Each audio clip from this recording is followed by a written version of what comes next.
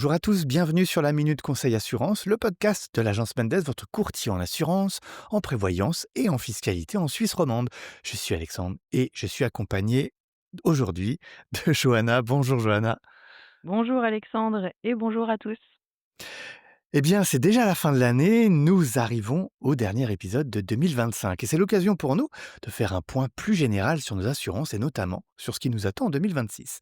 En effet, on entend ici et là que nos primes vont augmenter et nous faisons aujourd'hui un point complet sur ces annonces en guise de conclusion de l'année. Alors Johanna, tu t'es intéressée à ces augmentations de primes. Quelles sont les assurances qui seront concernées par ces hausses en 2026?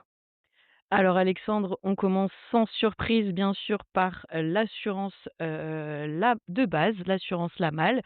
Donc comme vous le savez, les primes vont augmenter en moyenne de 4,4%.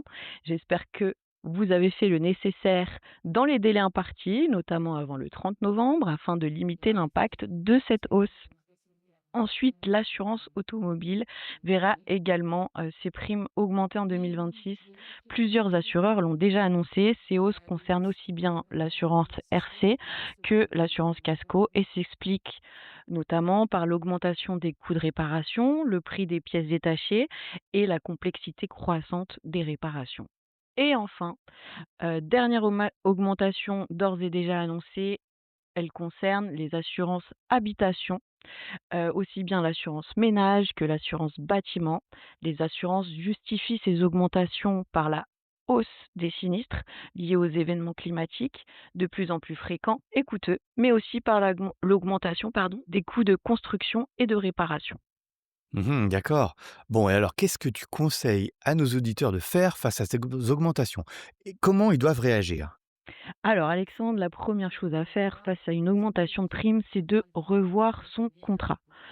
Posez-vous les bonnes questions. Est-ce que toutes les prestations sont encore utiles? Est-ce que les montants assurés sont toujours adaptés à votre situation actuelle?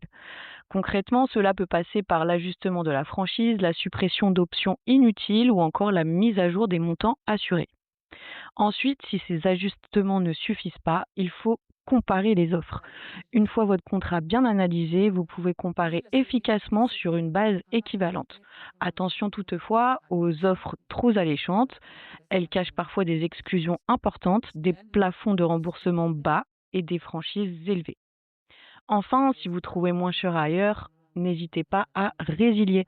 Une augmentation de prime vous donne le droit de résilier votre contrat même s'il n'est pas encore arrivé à échéance. Finalement, la pire erreur serait de conserver son contrat tel que vous l'avez souscrit année après année sans jamais le réajuster alors que votre vie évolue. Revoir régulièrement ses assurances permet d'aligner ses couvertures avec ses besoins réels tout au long de sa vie. Que ce soit pour analyser, ajuster ou comparer efficacement, nos spécialistes sont à votre disposition comme toujours. Prenez rendez-vous dès maintenant sur agencemendes.ch et j'en profite pour vous dire, avec un petit peu avec émotion que c'est mon dernier podcast avec vous, avec toi Alexandre et avec Mmh. l'agence Mendes. Ça a été un réel plaisir de réaliser ce podcast avec toi Alexandre. J'espère que j'ai contribué pardon, à vous apporter des informations utiles qui vous permettent de prendre les bonnes décisions, en ce qui concerne vos assurances, votre prévoyance et votre fiscalité en Suisse.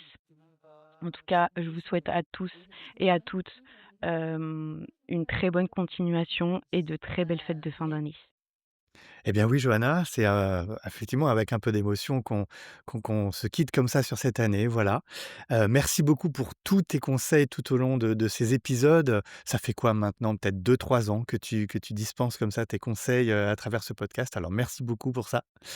J'espère que nos auditeurs, auront apprécié, comment dire?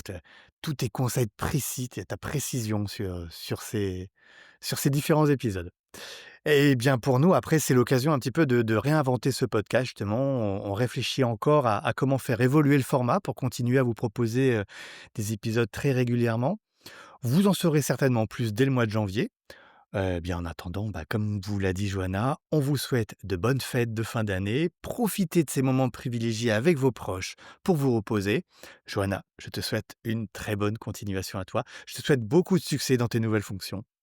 On se donne rendez-vous certainement l'année prochaine. À bientôt tout le monde.